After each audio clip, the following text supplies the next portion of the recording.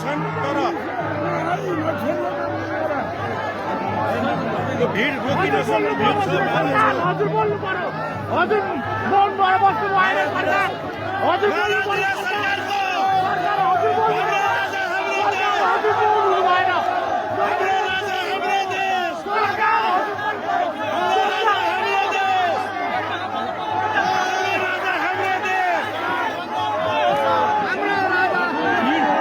भिड रोकिन सक्ने छैन